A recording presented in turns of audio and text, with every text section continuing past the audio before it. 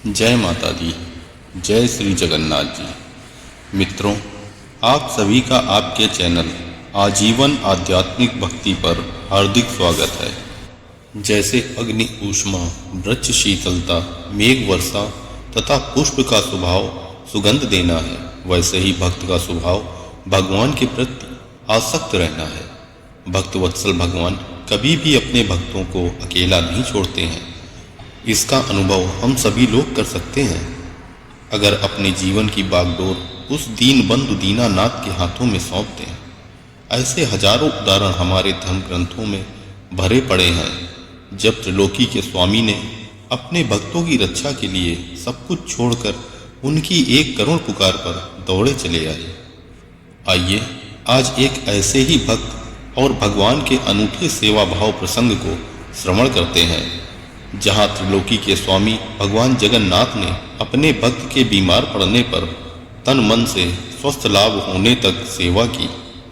कथा प्रारंभ करने से पहले आप सभी से अनुरोध है, यदि आप चैनल पर नए हैं तो कृपया चैनल को सब्सक्राइब अवश्य कर लें। उड़ीसा प्रांत के जगन्नाथपुरी में भगवान जगन्नाथ जी के एक भक्त माधव दास जी रहते थे, जिनका प्रतिदिन का एक ही कार्य था, भगवान जगन्नाथ जी का दर्शन करना और भगवान के भजन साधना में लीन रहना। माधव दास जी का सांसारिक मोह माया तथा सांसारिक रिश्ते नातों से किसी प्रकार का कोई बंधन नहीं था। वह सांसारिक मोह माया से दूर भगवान जगन्नाथ जी की भक्ति में सदैव लीन रहते थे। एक बार की बात है, भक्त माधव दास जी बहुत बीमार हो गए। दस्त और उल्टी के कारण उनका शरीर निस्तेज होने लगा। उनको उठने बैठने में भी समस्या होने लगी, परंतु फिर भी वह पूरी लगन से अपनी भक्ति में लगे रहे। यदि कोई उनकी सेवा करने के लिए आता तो माधव दास जी कहते, आप चिंता न करें, भगवान जगन्नाथ जी सब ठीक कर देंगे। धीरे धीरे कुछ समय के बाद उल्टी और दस्त के कारण शरीर में इतना भी सामर्थ्य नहीं बचा कि उल्टी और दस्त उचित स्थान पर कर सकें।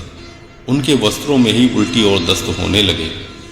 अपने भक्त की यह दशा देखकर करुणा के सागर भक्त वत्सल भगवान श्री जगन्नाथ जी ने सेवक का रूप बनाकर अपने भक्त की सेवा करने लगे। माधव दास जी के मलमूत्र तथा उल्टी के वस्त्रों को धोना, माधव दास जी को स्नान कराना और उन्हें औषधि देना प्रारंभ कर दिया। जब माधव दास जी के शरीर में कुछ चैतन्यता आई तो वह अपने भगवान को पहचान गए और भगवान से हाथ जोड़कर कहने लगे, भगवान, आप तो त्रिभुवन के स्वामी हैं।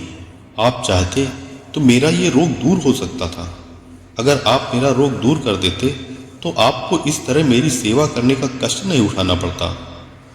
भगवान मुस्कुराए और कहा, जैसे भक्त को मेरी सेवा में आनंद मिलता है, उससे कई गुना ज़्यादा मुझे अपने भक्तों की सेवा करने से आनंद की अनुभूति होती है। दुख सुख, लाभ हानि, रोग अरोगता, यह सब कर्मों का ही फल है, और जो कर्म फल है उनका उपभोग तो करना ही पड़ता है। यदि मैं तुम्हारे रोग को अभी नष्ट कर देता तो इस कर्म फल को भोगने के लिए तुम्हें दूसरा जन्म लेना पड़ता, और मैं नहीं चाहता कि मेरा भक्त इन जन्म मृत्यु के बंधन में बंधा रहे। अभी भी तुम्हारे जीवन में 15 दिन का रोग कष्ट है, परंतु तुम्हारी भक्ति और मेरे प्रति निष्ठा को देखते हुए सहर्ष प्रेम पूर्वक तुम्हारे 15 दिन का रोग मैं अपने ऊपर लेता हूँ। कहते हैं, तब से लेकर आज तक भगवान जगन्नाथ जी 15 दिन के लिए ज्येष्ठ मास की स्नान पूर्णिमा के दिन से बीमार पड़ जाते हैं। इन 15 दिनों में भगवान जगन्नाथ जी के कपाट भक्तों के लिए बंद रहते हैं। इन 15 दिनों भगवान को फलों का रस, दलिया और औषधि दी जाती है।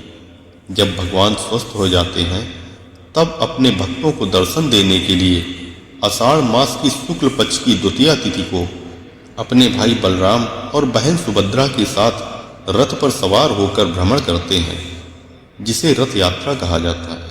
मित्रों, आशा करता हूँ कि यह जानकारी आपको पसंद आई होगी। यदि अब तक चैनल को सब्सक्राइब नहीं किया है तो कर लें और कमेंट में जय जगन्नाथ जी अवश्य लिखें। जय जगन्नाथ जी। जय माता दी।